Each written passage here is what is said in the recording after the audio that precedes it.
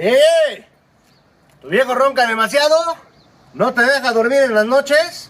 ¿Por qué en lugar de que lo sigas agarrando chingadazos, por qué no mejor le das la cura?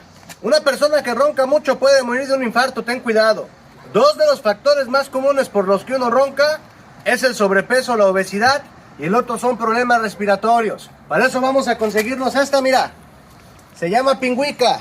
Vamos a agarrar 5 frutitos de la pingüica, 2 hojas de menta y 2 hojas de eucalipto.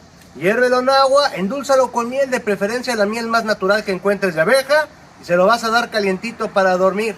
Me lo vas a agradecer. Recuerda seguirme en Instagram, recuerda seguirme en YouTube y coméntame sobre qué te gustaría el siguiente video. ¡Saludos!